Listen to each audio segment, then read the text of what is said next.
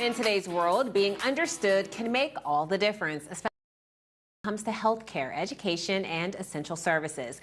There's a local organization working to break down language barriers and make sure everyone has access to information and the support that they need. This organization's story was shared last week on the Yinz Are Good podcast by host Tressa Glover, and we are so happy to have her and the founder and CEO of Global Wordsmiths, Jayne McCullough, joining us today. So happy to have you both here. Thank you so much. And Jayne, we wanted to start with you and just find out a little bit more about what you do.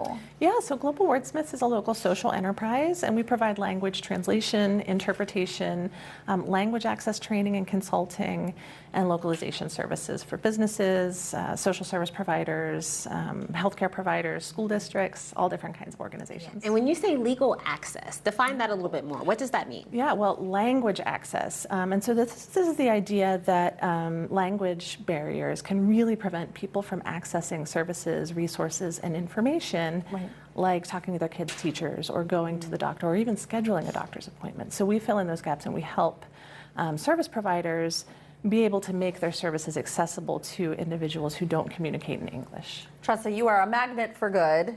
How did you find out about this? How did I find out? I got an email, as a matter of fact, which is what I love. We talk about in the show all the time, like when I want the audience to email and say, do you know about these folks? Do you know what they're doing?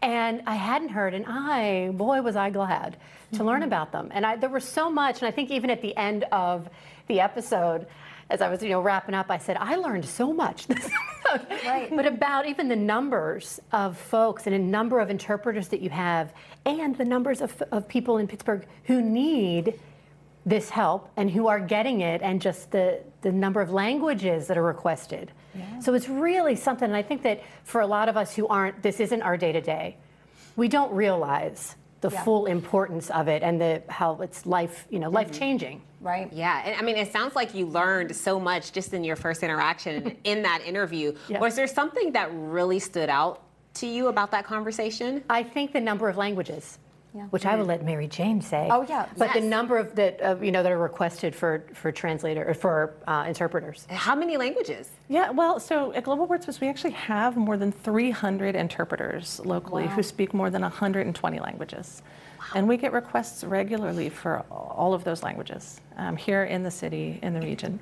That's amazing. When you said even just trying to talk with teachers, I mean, fitting that stuff into your day, if you have a full-time job and you're trying to even fit in that conversation, sometimes with a principal or a teacher can be really challenging. Throw in the fact that there's a language barrier and you can't understand each other. A whole nother ballgame. How fast, if somebody says, hey, I need to schedule this meeting with someone, how fast can I get an interpreter? How does that work? We're super responsive. I think that's one of the things that we really do differently is we have a whole team of service coordinators who answer the phone the first time you call.